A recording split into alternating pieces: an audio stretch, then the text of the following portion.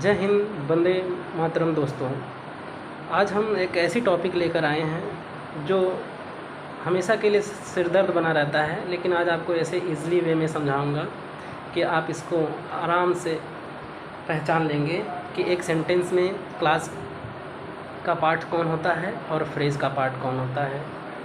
तो चलिए आज हम स्टार्ट करते हैं। इस क्रूशल टॉपिक को ध्यान से देखिएगा, बहुत ही इम्पोर्टेंस होने वाला है ये टॉपिक आप लोगों के लिए, और बहुत ईज़िली वे में मैं आपको समझा दूंगा।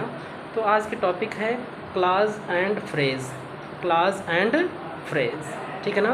अब देखिए, हम first we know about clause कहते मतलब कि क्लास और फ्रेज़ होता क्या है। तो सबसे पहले हम जानेंगे कि फ्रेज़ के बारे में। फ्रेज़ क्या होता है? फ्रेज़ को हिंदी में कहते हैं वाक्यांश, ठीक ना। A group of words which makes a sense but not complete sense is called a phrase. A group of words, शब्दों का एक ऐसा समूह होता है phrase, which makes a sense, जो क्या बनाता है? सेंस तो देता है, एक सेंस बनाता है, बट नॉट कंप्लीट सेंस, लेकिन पूर्ण भाव नहीं देता है। Is called phrase. उसे क्या कहते हैं? फ्रेज कहते हैं। एक बार फिर से देखिए, A group of words which makes a sense but not complete sense is called a phrase. Group of words which makes a sense but not complete sense is called phrase. शब्दों का ऐसा समूह जो भाव तो देता है बट नॉट कंप्लीट सेंस, पूरा भाव नहीं देता है, उसे ही हम कहते हैं क्या? फ्रेज करते हैं। और ये जो फ्रेज होता है वो सेंटेंस का एक पार्ट होता है। क्या होता है? सेंटेंस का एक पार्ट होता है। इसमें देखिए, एक क्रूशल बात आपको एक ध्यान देने वाली बात है कि it is not contain subject and predicate. बहुत ही इम्पोर्टेंस बात है ये, बहुत ही इसको बहुत ही क्रूशल चीज़ है ये, कि ये आपको it is not contains subject and predicate. इसमें सब्जेक्ट और प्रेडिकेट पाए नहीं जाते हैं। Phrase, a phrase is a part of sentence but not found or not contains subject and predicate. It is not contain subject and predicate. Phrase में न subject होता है और न ही प्रेडिकेट होता है। आइए एग्जाम्पल से हम क्लियर कर देते हैं, आपको बहुत ही अच्छे से समझ में आ जाएगा। एग्जाम्पल है, your book is on the table. अब इसमें एक कंप्लीट सेंस, एक सेंटेंस है। अब इस सेंटेंस में हम सर्च करेंगे कि इस सेंटेंस में कहाँ वो फ्रेज छुपा हुआ है जो कि पूर्ण भाव नहीं दे रहा है और जिसका ना ही सब्जेक्ट है और ना ही प्रेडिकेट है। तो पहले एग्जांपल में देखिए, it is a very simple way, बहुत ही सिंपल वे में आपको बता रहा हूँ। और आई थिंक आज के बाद ये जो फ्रेज और क्लास का आपके अंदर डाउट्स है वो ख़त्म हो जाएगा। प्रोबेबली आपको आज फ्रेज के बारे में, जो आपका फ्रेज के लिए डाउट्स बना रहता है, वो आज क्लियर होने वाला है। अब मैं कहा कि a group of words which makes a sense but not complete sense is called phrase. It is not contain subject and predicate and in this sentence your book is on the table. अब इस sentence में हम उस part को देखेंगे जिसमें ना ही subject हो और ना ही प्रेडिकेट है। योर बुक इज़, अब ये देखिए, सब्जेक्ट है और प्रेडिकेट। सब्जेक्ट और प्रेडिकेट क्या होता है? एक सब्जेक्ट होता है और प्रेडिकेट होकर सेंटेंस बनाते हैं जिसमें वर्ब भी इन्वॉल्व होता है, ऑब्जेक्ट भी इन्वॉल्व होता है और सब्जेक्ट भी इन्वॉल्व होता है। और इस सेंटेंस में ये देखिए, यही पार्ट आपका दिख रहा है जिसमें ना ही सब्जेक्ट है और ना ही प्रेडिकेट है। और अगर हम इसको अकेले में पढ़ें, ऑन द टेबल पर, तो ये अपना पूर्ण भाव भी नहीं दे रहा है। It is not give the complete sense, ये कंप्लीट सेंस भी नहीं दे रहा है। तो इस सेंटेंस में एग्जांपल नंबर फर्स्ट में your book is on the table में ऑन द टेबल आपका क्या है बच्चों? फ्रेज है। क्या है? फ्रेज है। क्या है? फ्रेज है। आई थिंक पहला एग्जाम्पल आपको अच्छी तरीके से समझ में आ गया होगा। आइए दूसरा एग्जाम्पल देखते हैं और आसानी से आपको समझ में आ जाएगा। The sun rises in the east. The sun rises in the east, सूर्य पूरब में निकलता है। तो द सन राइजेज, सूर्य निकलता है, सूर्य निकलता है, ये आपका सब्जेक्ट है और इसमें वर्ब्स भी हैं। तो जिस उस सेंटेंस में सब्जेक्ट और वर्ब होता है वह मतलब प्रेडिकेट और सब्जेक्ट के पार्ट्स होते हैं। लेकिन हमको पता है कि फ्रेज में क्या है, न वर्ब होता न सब्जेक्ट होता है और ना ही प्रेडिकेट होता है, न पार्ट।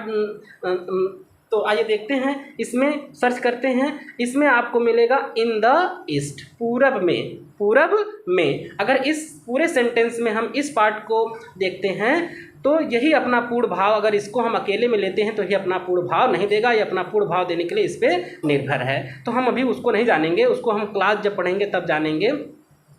तो देखिए, here is we know about that which parts of sentence is not give complete sense called what, phrase, and it has not subject and predicate. इसके पास ना ही सब्जेक्ट होता है और ना ही प्रेडिकेट होता है। तो ये भी जो अंडरलाइन पार्ट्स है आपका, ये जो मैंने इन द ईस्ट किया है, इस सेंटेंस का क्या कहलाएगा, फ्रेज कहलाएगा। आई थिंक आपको समझ में आ रहा होगा। ठीक है, आइए देखते हैं नेक्स्ट पैराग्राफ से, नेक्स्ट सेंटेंस देखते हैं। My chain is made of gold. My chain is made of, मेरी जो चेन है बनी है, ठीक ना। यहाँ पे आपको सब्जेक्ट भी है, वर्ब भी है और ऑब्जेक्ट भी है, ये सारी हैं। लेकिन आपको ये जो पार्ट आपको दिख रहा है ऑफ गोल्ड, ऑफ गोल्ड, सोने का, ये आपका पूर्ण भाव नहीं दे रहा है। तो यहाँ पर आपको मिलेगा क्या, फ्रेज। इस पूरे पार्ट इस सेंटेंस के पूरे भाग में ये जो अंडरलाइन पार्ट है वो आपका क्या कहलाएगा, फ्रेज कहलाएगा। ठीक है ना। नेक्स्ट एग्जाम्पल देखते हैं। The man with the stick, the man with the stick, STIC के होता है। तो the man with the stick is my grandpa ना।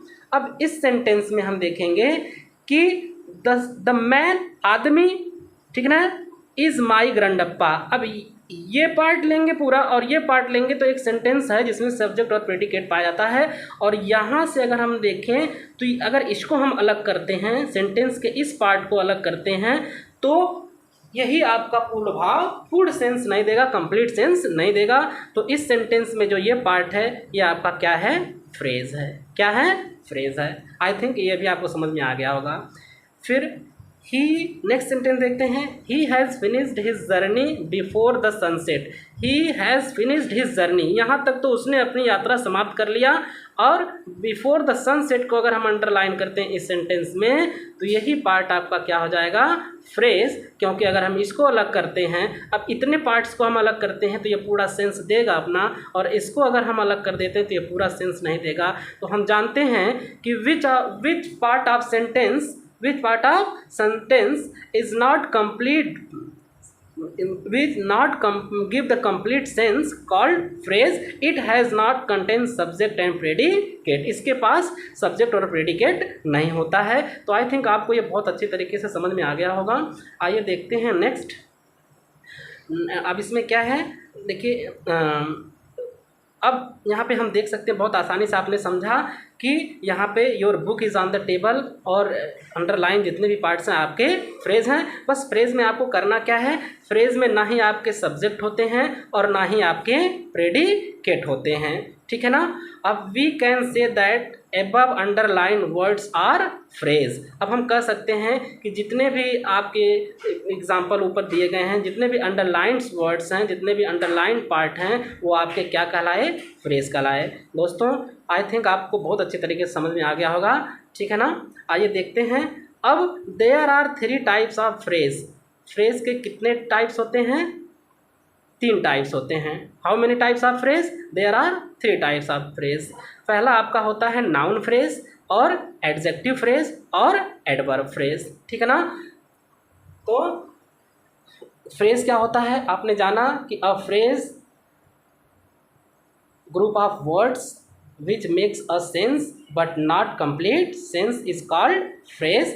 It is not contain subject. Phrase एक ऐसा सेंटेंस का भाग है जिसमें ना ही सब्जेक्ट होता है और ना ही प्रेडिकेट होता है और ना ही वो पूरा भाव तो देता है लेकिन पूरा भाव नहीं देता है। मेरे दोस्तों आपको बहुत अच्छे तरीके से समझ में आ गया होगा। और इसके 3 भाग होते हैं। किसी भी सेंटेंस में अगर फ्रेज पाते हैं तो फ्रेज 3 भागों में बटा होगा। वो उस फ्रेज में तीन फ्रेज पाए जाते हैं, या तो वो नाउन फ्रेज होगा, या तो एडजेक्टिव फ्रेज होगा, या तो वो होगा एडवर्ब फ्रेज होगा। ठीक है ना। तो आई थिंक आपको वीडियो बहुत अच्छी समझ में आ गई। अब देखिए इन तीनों को मैं यही वेरीफाई कर देता हूँ।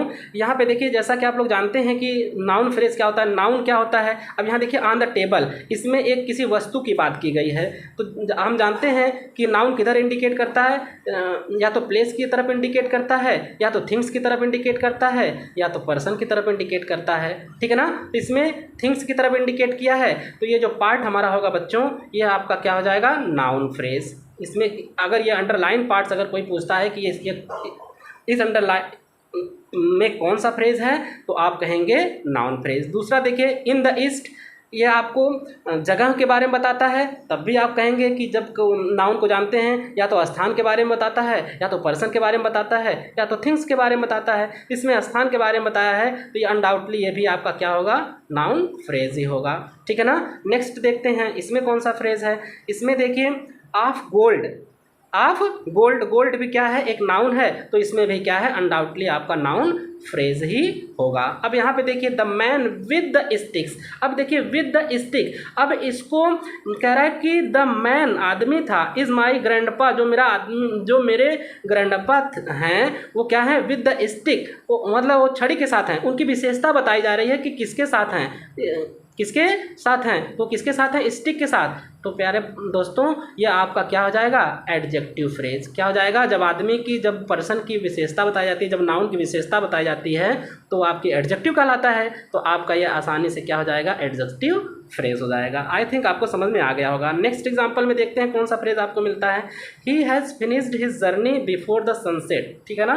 He has finished his journey before the sunset. अब यहाँ पे देखिए before the sunset, before the sunset. अब इसमें आपको देखिए बिफोर द सनसेट, ठीक है ना, ये सनसेट के बारे में बता रहा है। किसके बारे में बता रहा है, सनसेट के बारे में बता रहा है, टाइम के बारे में बता रहा है, बिफोर द सनसेट। और जहाँ पे टाइम वगैरह की बात होती है वो आपका क्या होता है, एडवर्ब। ठीक ना, एडवर्ब। तो ये आपका क्या हो जाएगा, एडवर्ब फ्रेज हो जाएगा। क्या हो जाएगा, एडवर्ब फ्रेज। मेरे प्यारे बच्चों या मेरे प्यारे दोस्तों, सॉरी, आपको ये वीडियो बहुत ही अच्छे से समझ में आ गई होगी। आपका आज एक कंसेप्ट फ्रेज क्या होता है आपको समझ में आ गया होगा। अब नेक्स्ट वीडियो में हम क्लास के बारे में जानेंगे। और अगर आपको ये सेशन, ये वीडियो आपको अच्छी लगी हो तो चैनल को लाइक करिएगा, सब्सक्राइब करिएगा। Thank you.